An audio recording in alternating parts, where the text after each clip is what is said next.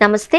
దక్షిణాది ఆధ్యాత్మిక గర్వంగా మధురై రాణిగా కొలువయ్యున్న మీనాక్షి అమ్మవారిని మనం దర్శించుకున్నప్పుడు మన మనస్సును మొదటిగా ఆకట్టుకునేది ఆమె అందమైన పచ్చని దివ్యమంగళ స్వరూపమే. జగద్రక్షకురాలైన అఖిలాండేశ్వరి ఎందుకు పచ్చ రంగులో దర్శనమిస్తుంది?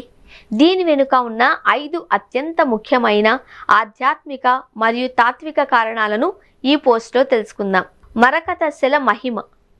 మధురై మీనాక్షి అమ్మవారి మూల విరాట్ విగ్రహం మరకతశిలతో నిర్మితమైంది అని ఆధ్యాత్మిక నమ్మకం. నవరత్నాలలో అత్యంత విశిష్టమైన మరకతం ప్రకృతి సిద్ధంగానే పచ్చ రంగును కలిగి ఉంటుంది.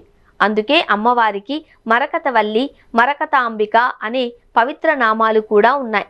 సమృద్ధి మరియు శ్రేయస్సుకు చిహ్నం.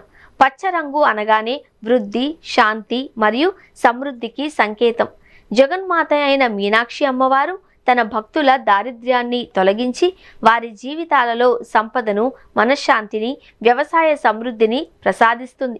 ప్రకృతి స్వరూపిణి అయిన ఆమె పచ్చని వర్ణం ప్రపంచాన్ని సుభిక్షం చేసే ఆమె కరుణకు ప్రతీక. మహావిష్ణువు సోదరి. పురాణాల ప్రకారం మీనాక్షి అమ్మవారు మహావిష్ణువుకు స్వయాన సోదరి.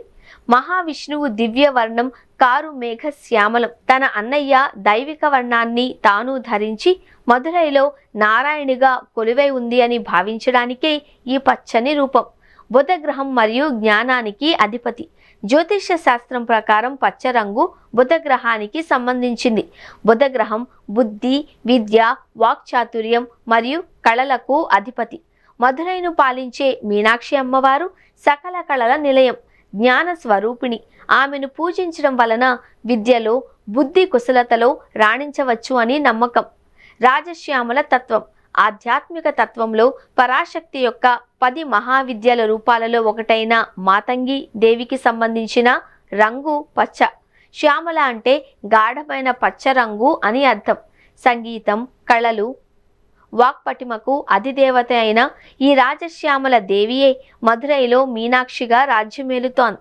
మీనాక్షి అమ్మవారి పచ్చని రూపం కేవలం అందం మాత్రమే కాదు, అది మన మనస్సుకు శాంతిని, జీవితానికి అవసరమైన జ్ఞానాన్ని, అనంతమైన ఐశ్వర్యాన్ని అందించే ఒక దైవిక సంకేతం.